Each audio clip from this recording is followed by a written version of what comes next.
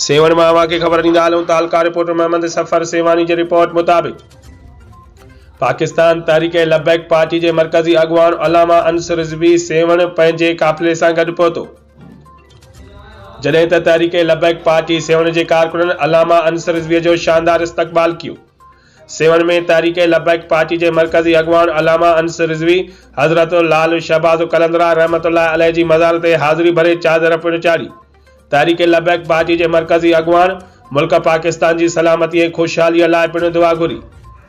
Seven तहरीक Labbaik party के मरकज़ी अगवान अलामा अंसर रिज़वी इलेक्शन 2024 बाबत सिंध प्रेस क्लब सेवन के सहाफ़ियुनि सां ॻाल्हाईंदे चयो त बुज़ुर्गान दीन नबी करीम सल्लल्लाहु अलैहि वसल्लम जिन जिएं दीन की खिदमत कई इएं असांजी तहरीक लबैक पार्टी जो भी मंशूर इहो ही आहे त असां भी दीन की खिदमत कयूं ऐं उन खिदमत करण मां निकितो आहियां।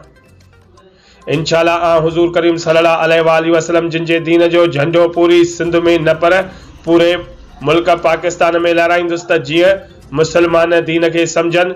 सिंध वासियुनि के अपील तो करियां त 2024 जी इलेक्शन में तहरीक लबैक पार्टी के बीठल उम्मीदवारनि के पंहिंजो कीमती वोट 8 फरवरी के ॾींहं ते ॾेई कामयाब कंदा त जीअं दीन सां गॾोगॾु ख़ल्क़े खुदा जी भी खिदमत करे सघूं।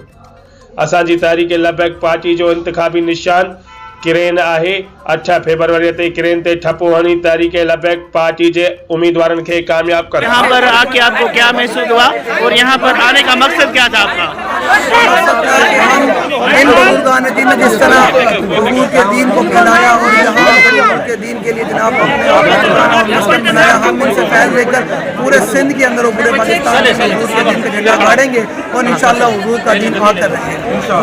आपका निशान सर कौन सा है? करेन निशान है जी। अच्छा, 8 फरवरी को मेरी सिंध की आवाम से ये गुजारिश है कि अगर आप चाहते हैं कि जुल्म और जबरियत और जनाब ये इंसानियत बाहर आना चाहते हैं इससे 8 फरवरी को करेन के निशान पर ठप्पा लगा कर हुजूर के दीन को